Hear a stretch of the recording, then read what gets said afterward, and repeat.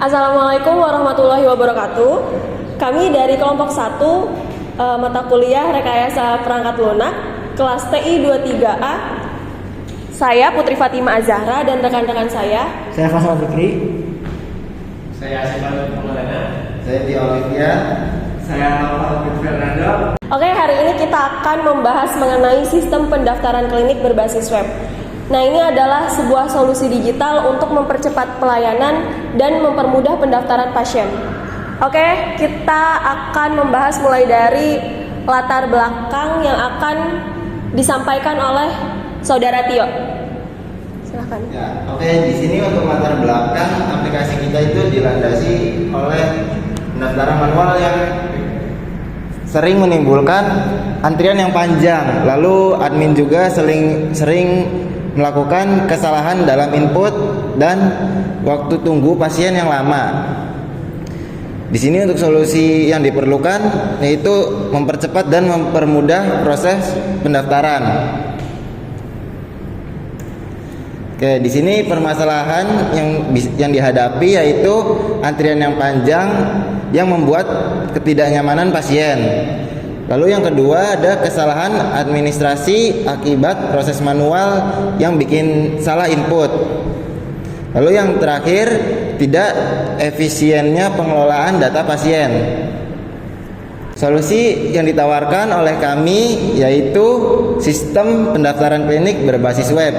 Di sistem kami disediakan registrasi online, milih dokter dan layanan. Ada juga pengelolaan jadwal dan validasi data oleh admin. Nah, selanjutnya ada fitur utama yang ada di sistem pendaftaran klinik berbasis web yang akan dijelaskan oleh Saudara Fikri. Dan di sini ada fitur utama sistem. Yang pertama ada registrasi akun pasien. Pasien akan melakukan login atau meregistrasi secara online. Kemudian ada pemilihan dokter, layanan, dan jadwal kunjungan, yaitu pasien akan memilih dokter atau layanan dan jadwal kunjungan secara online. Kemudian ada cetak atau unduh nomor antrian, itu ketika si pasien sudah melakukan pemilihan dokter, layanan, dan jadwal kunjungan. Dan kemudian ada validasi dan pengelolaan data oleh admin. Dan selanjutnya ada aktor sistem. Yang pertama ada pasien. Pasien melakukan registrasi, pilih layanan, dan cetak nomor antrian. Dan kedua ada admin.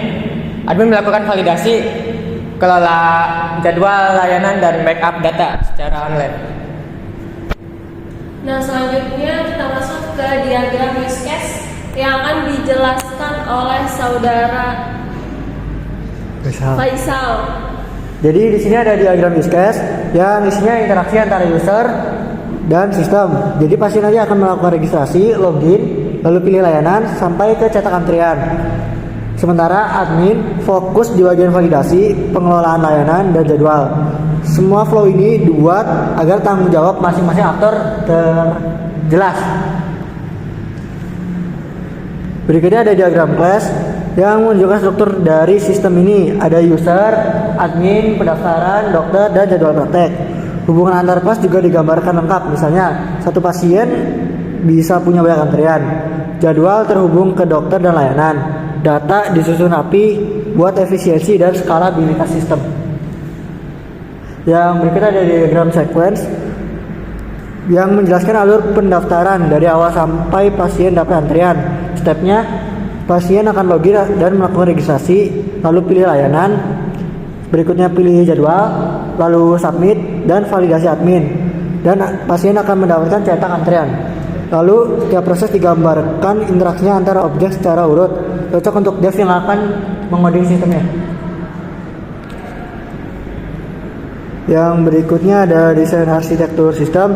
Sistem ini dibangun dengan 3 komponen utama, yaitu client, web server, dan database server. Data dari pasien dikirim ke server, diolah, lalu disimpan ke database. Hasilnya dikembalikan dalam bentuk nomor antrian atau notifikasi. Nah, selanjutnya ada keunggulan sistem yang kita buat yang akan dijelaskan oleh Saudara Nova. Oke, selanjutnya yaitu keunggulan sistem. Jadi keunggulan sistem dari sistem yang kami buat yaitu online selama 24 jam. Kemudian bisa diakses dari berbagai perangkat. Data pasien pun aman dan terenkripsi. Backup data pun secara otomatis. Oke, jadi kesimpulan dari sistem yang kami buat yaitu sistem pendaftaran klinik berbasis web memberikan kemudahan bagi pasien yang ingin melakukan pendaftaran secara online tanpa perlu mengantri panjang.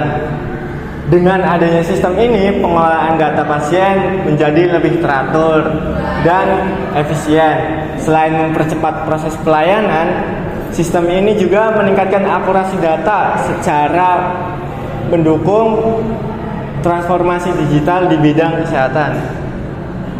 Oke, mungkin cukup sekian dari kelompok kami. Kurang lebihnya mohon maaf.